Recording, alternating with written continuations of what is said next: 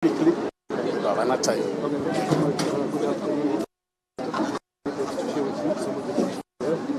This is a vehicle that we use for hazardous material responses when there's an accident. Okay. When there's an accident, we then respond to a chemical spill using this vehicle. So this vehicle is able to attend to 8 of the 9 classes of hazardous substances, save for radioactive materials. So your oxidizing agents, your toxic substances, your flammable solids, flammable liquids, it's able to attend to. So what we have here, Honorable Minister, we have got a command center. You can come here closer. Gentlemen. Got a command center. This is where the response will be coordinated. It's got a weather station to factor in weather conditions as we respond to the particular incident. For instance, you need to know the wind direction, wind speed, so that you decide whether to evacuate people from a certain distance or have them shelter in place. So we have got some of the data being generated from the command center, which is this unit here. At the back of the unit, we've got some other specialized equipment. As you can see, we've got a generator to work as an auxiliary power source. Since we may need to work 24 hours around the clock, the generator provides auxiliary power when the batteries run short. So we've got, you see the hoses there. Those are then used to link up the generator to the rest of the unit. But we've got other specialized instruments. You can see the instruments at the back there. These are brass-plated tools. For instance, if you are working on a petrol spill site, you don't want to generate sparks. So it's very important that you've got this sort of specialized equipment that then prevents static and the generation of sparks. Otherwise, the whole spill site may actually go up in flames.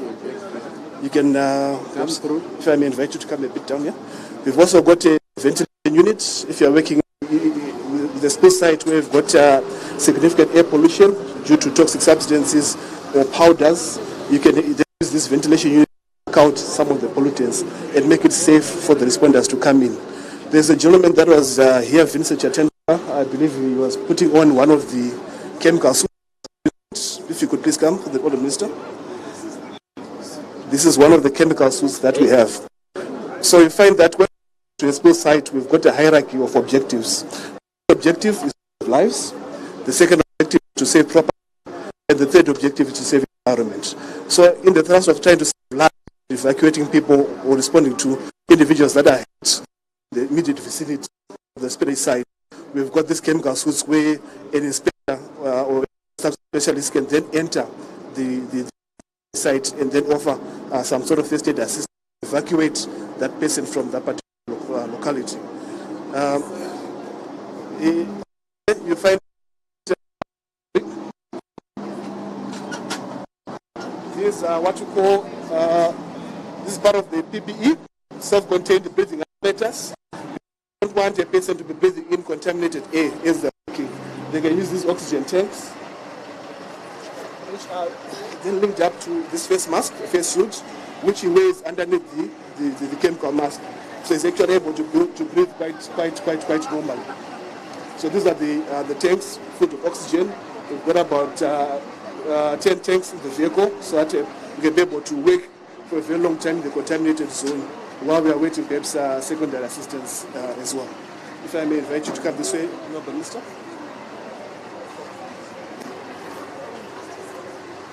These are some of the solvents that we use if they need to dilute or to neutralize certain very other toxic substances. We use these solvents and the reagents. But you find at times, because South Africa and Zimbabwe, we share the north-south corridor, which is very important in terms of transporting petrochemicals to as far afield as DRC.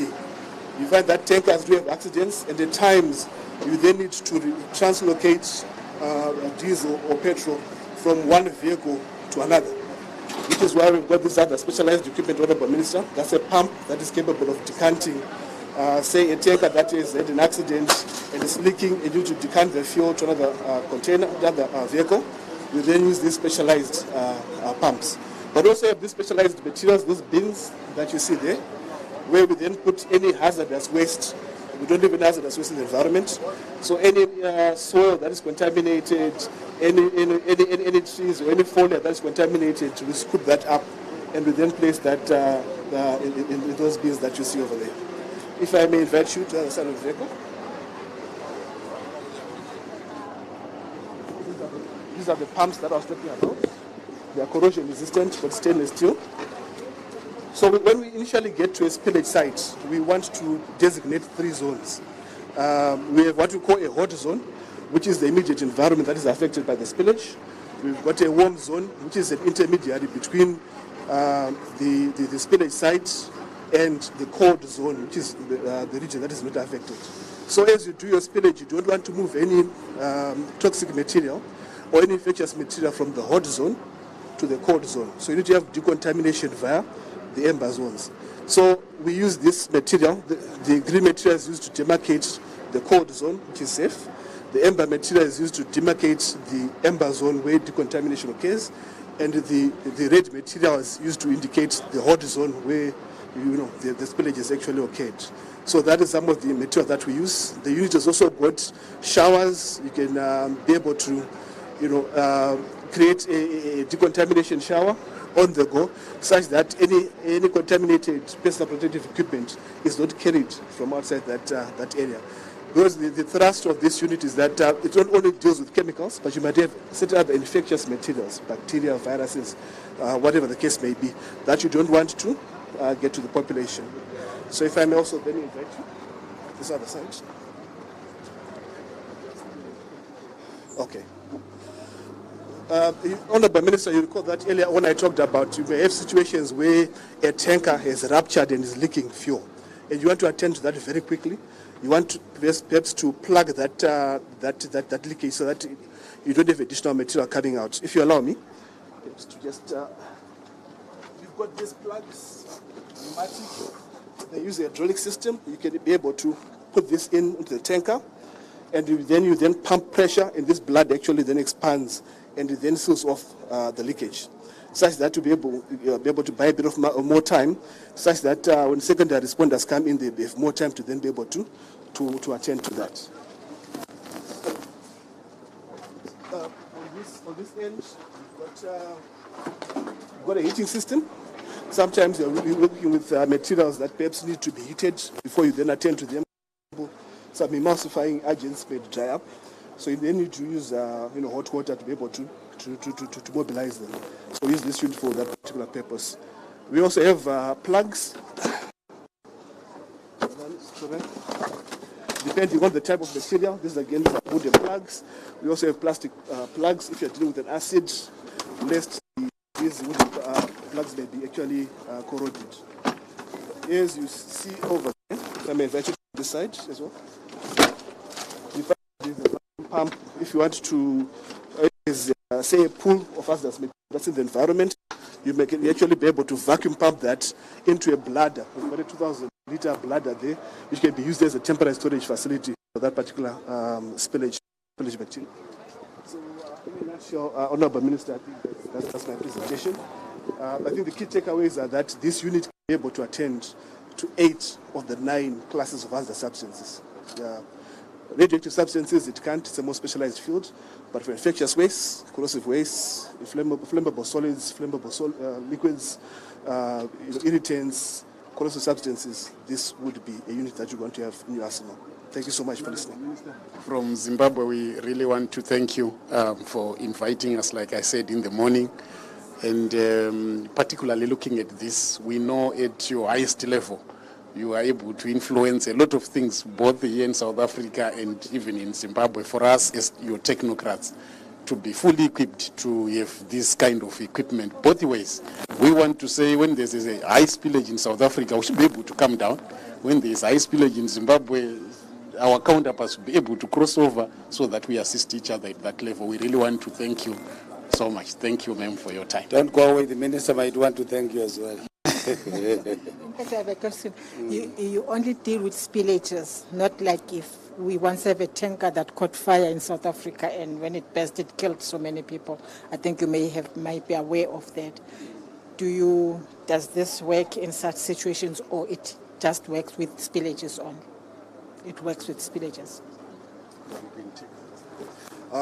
It's primarily designed for spillages, but again, there's complementarity in that we work with other departments, such as the fire brigade. So when there is an incident, such as the one that you indicate, Honorable Minister, where the LPG tanker was lodged under a bridge, we then work hand in glove with other authorities such as the fire brigade, and we are then able to give a 360-degree view of that particular situation and then be able to proffer advice and how to then attack that.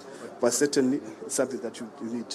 But most importantly, after, like the one you have referred to, after the fire has burnt, you also need to clean up the spillage now. You can't leave it like that. You now need this. So the fire responders would simply quench the fire, but for you to clean up, you need this one. Thank you. Minister? Yes. No, I'm fine. Thank you very much.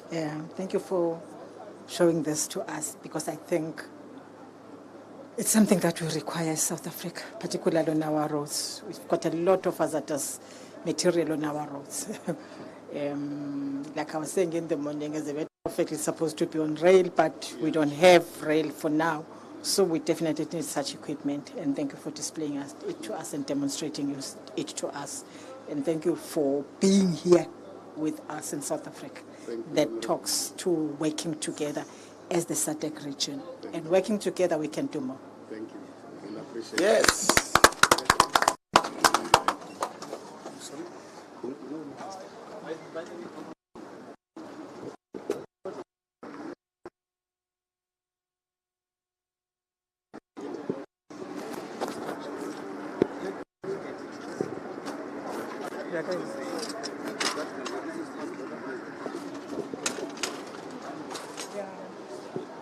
Combined one, did that.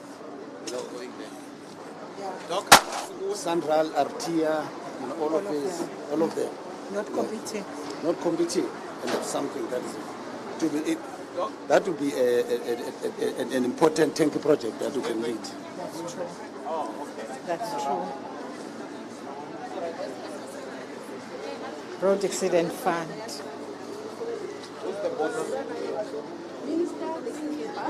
Spoke about from RAF.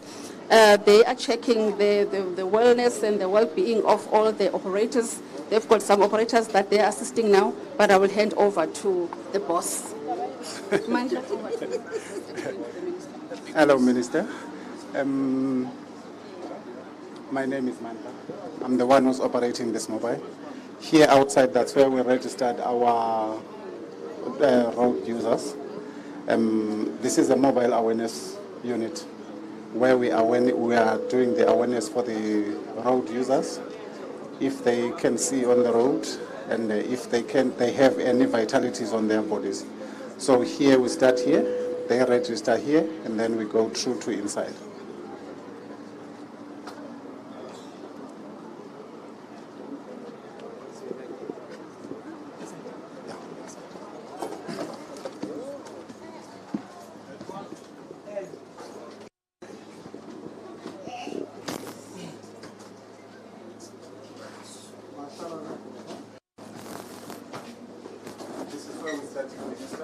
Here is our server, where all the units on the mobile that are connected. We have here the server that is connected. We've got a generator that is running the mobile to supply the electricity inside. So we operate everything here. The machines are switching off, on and off on this server. And we continue. This is our optometrist section. We've got to Mr. Gulu, our optometrist. We are testing eyes here. We are doing. He is doing all the tests. If he finds out that the driver can't see proper, if we've got the prescription that he found that we've got in the lenses that we have, we supply spectacles for free. Unless we don't have the prescription that your eyes are needed. So we change it and we write a prescription, and then we give you a prescription so that you can go. We do a referral letter that can take you to the hospital so that you can have the prescription that is needed for your eyes.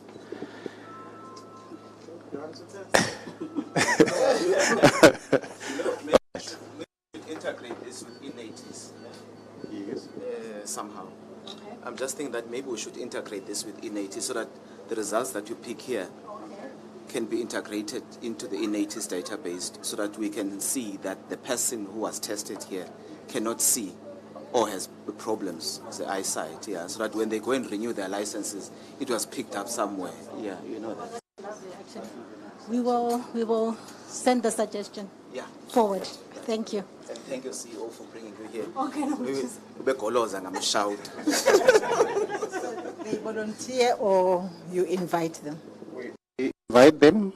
If someone doesn't feel like doing it, we can't force him, so we let him go. But we are trying by all means to convince them, because this is for free, and then this is the safety of the roads. Yeah. Yeah. Because you may think that you can say, but to find that as a matter of fact you can't.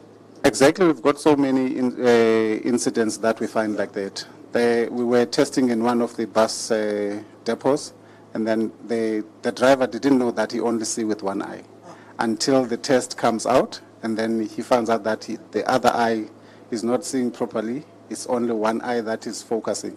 Because the only problem that is happening, if your one eye is not working, the other one is also compensating for the other one, for the eye that is not working. So that's why you can't really pick up that you can see, because the other eye is also compensating for the second one. And also, Honorable Minister, those who are receiving the service, they also appreciate. I remember during the festive season, I happened to form part of the joint operation on the N1 Capricorn district.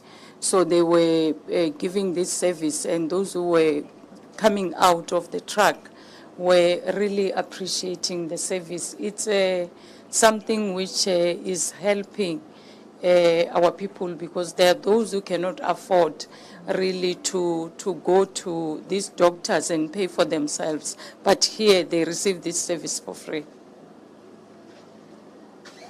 And then they ask us to what is government doing for them? They ask, what is government doing for them? They forget that they actually get all the services for free. For free. It is a service that you pay for heavily, but this one is free. For our truck drivers in particular, they are our important stakeholder, very much important. And we're happy if there is even whatever little that we're doing for them, as they drive. And I think this for me is important. And thank you, Road Accident Fund, for providing such a service for our drivers. Thank you. We can proceed to the following. Yeah, you can just slide it. Slide it. Okay. Go through.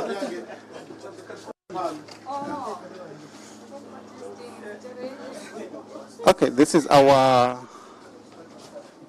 PHC section. We've got Fiona, our professional nurse. She's doing all the vitalities on this section.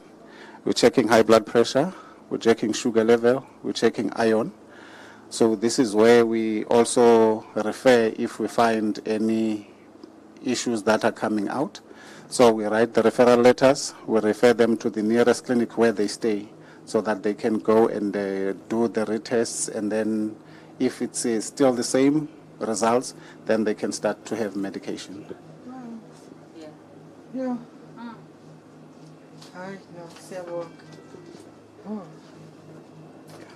Also slide. Then we proceed to our last.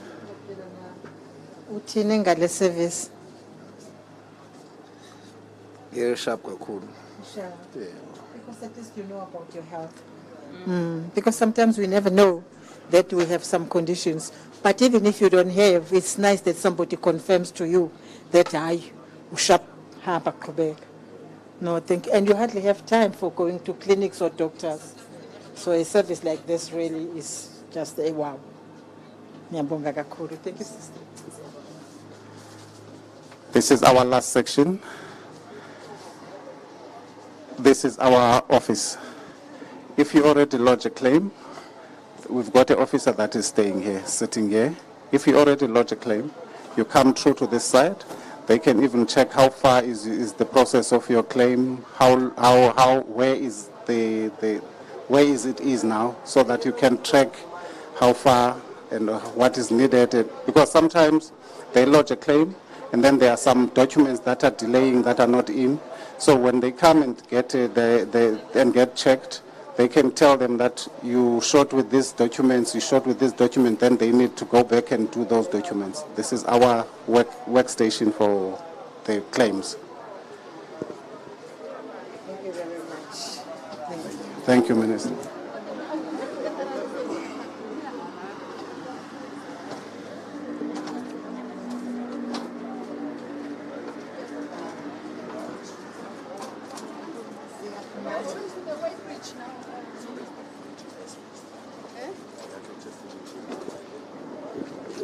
Oh, RTMC. Okay. Who's going to lead us here?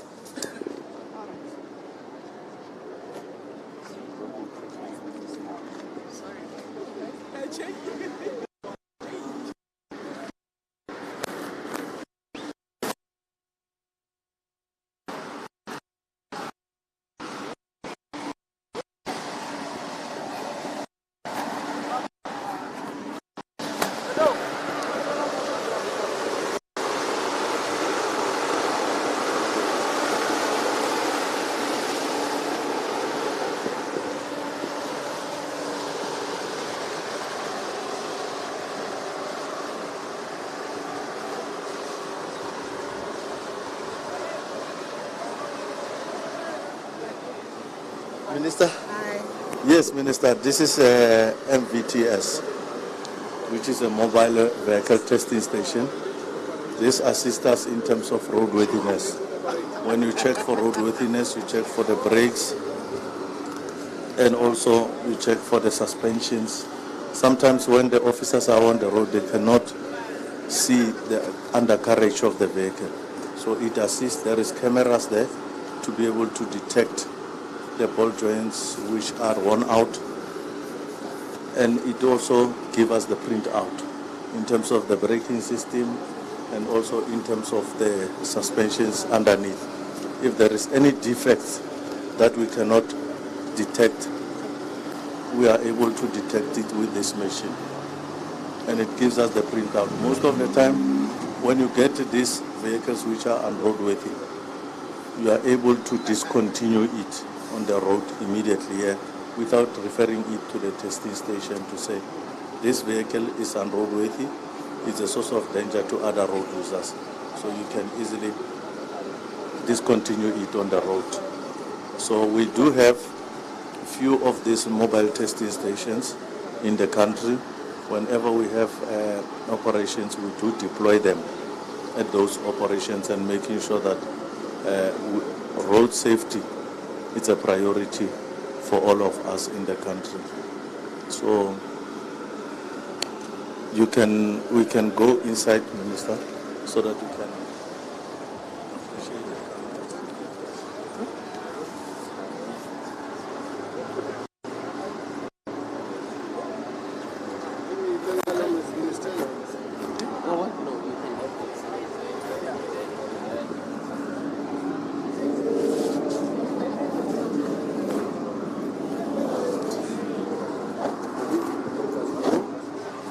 The process of examining the vehicle, and it will also give us the printout.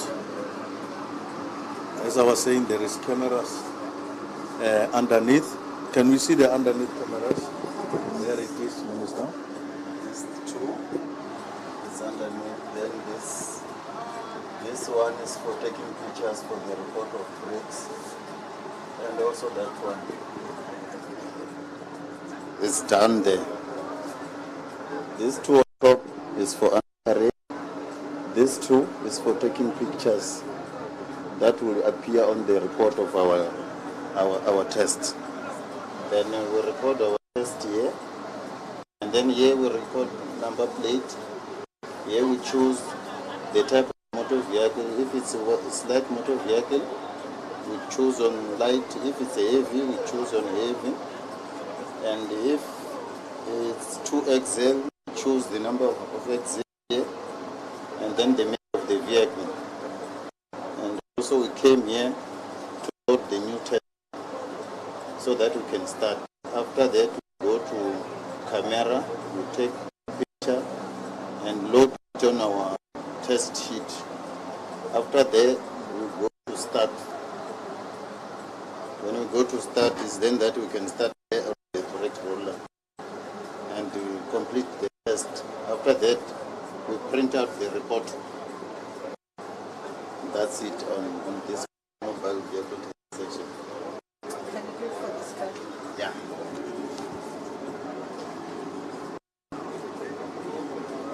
You can see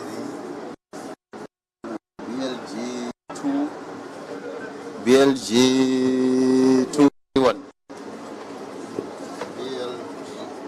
BLG 231L. Then we choose this one is 11.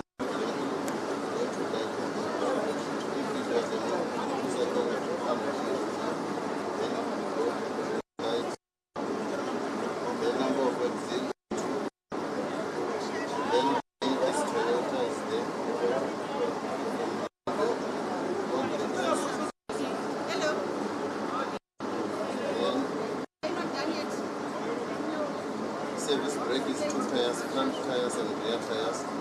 Parking brake is the rear tires. That's why I tick there on the rear tire. Then we load it. After that we go to camera. Here is the camera. I came here and click. After that I load it to the test sheet. Here is it. Click it and put it on the test sheet, and then after that we start. Yes, our test.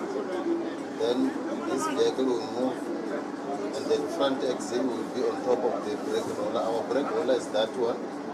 When it is on top of the brake roller. Can you do it, my brother? Just do it manually so that the minister can see it. Operate it. Yeah, when it's on top of the brake roller, the vehicle on neutral and leave everything. You just hold the steering. After that, when the vehicle is on neutral, it's then that I came here and put on start both tires. And then I start it. It's rolling down there. After the green lights appears here, then that I call my assistant to call the driver to brake. Manuma, you see here, there's a readings here. It says pass for front axle. Then this vehicle will move forward so that we can test the rear axle. Then the rear axle, then here I capture. Then it will move to the rear axle. That's why it's saying axle number 2. Axle number 2, we test 2 brakes, service brake and the parking brake. So we start by service brake. Now we go and say start. It's rolling down there. Brake.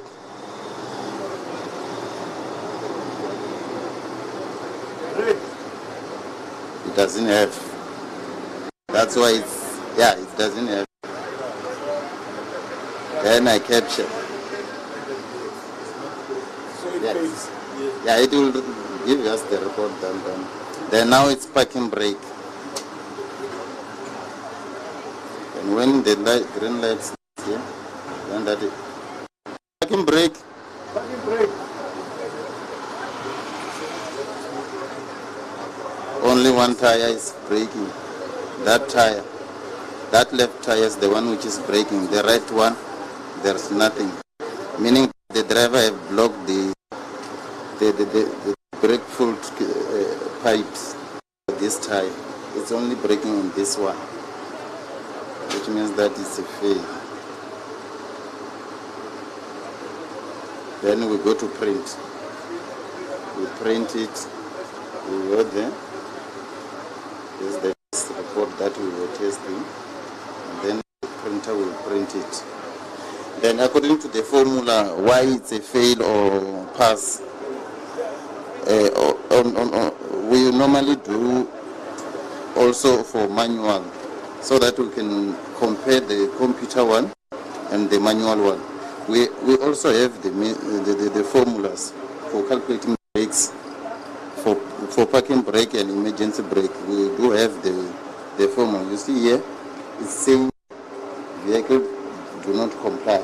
It's because when we brake, we calculate brakes. We have this formula for service brake. We say tear multiplied by 4.4 divided by 1,000 divided by number of wheels. Some vehicles they have 2 axle, some they have 6. Now on this one is 2 axle. It means that we will say divide by 4. It will give us the answer. For parking brake, we will say tear multiplied by 1.9 divided by 1,000 divided by number of wheels. Number of wheels for tear rear axle is 2 pairs. Then we'll get the answer. That's why here it's saying it doesn't comply, because they already loaded this formula on this computer. When we get the readings, that's why it can be able to tell us that this one is a pass or this one is a fail. That's how it works. So this one is failed? Yeah. You know, Minister, as you live here, when I was talking to them, they were saying to me that this is a good system, as you can see, it's not legislated. So, because it's not compulsory that they must use it. So if it can be mandatory that everyone must go through this, because they use illegal, testing centers. Now this one, but the only thing is just to align with the law, then we'll get it right in South Africa. Okay. So that means that's the reason why they will have to also do it manually to repeat the same.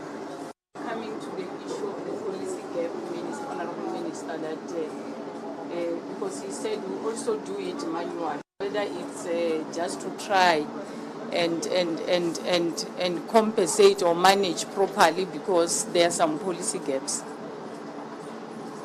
Yeah, not only, actually, yes, you were saying to me, not only policy but legislative gaps as well, because it's not compulsory in the legislation.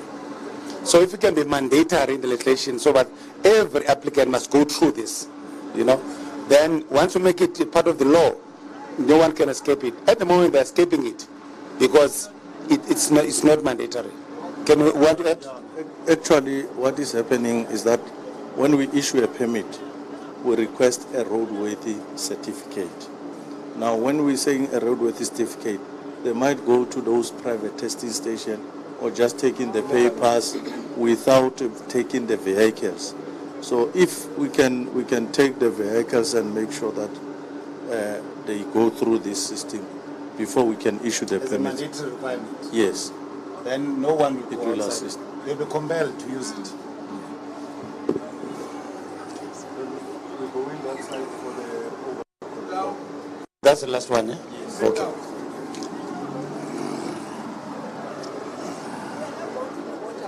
So we're going to get to our vehicles. Chairperson, we are now going to the border, so we're going to get to our vehicles and go to the border. Oh, they said something else to the minister. Minister, we are now proceeding to the border, so we're going to get to our vehicles.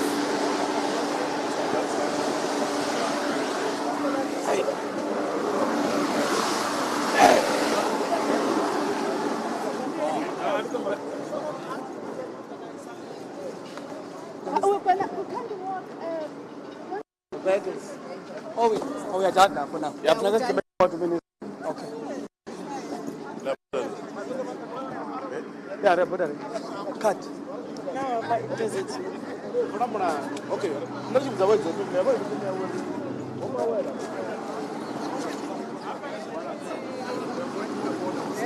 Yeah.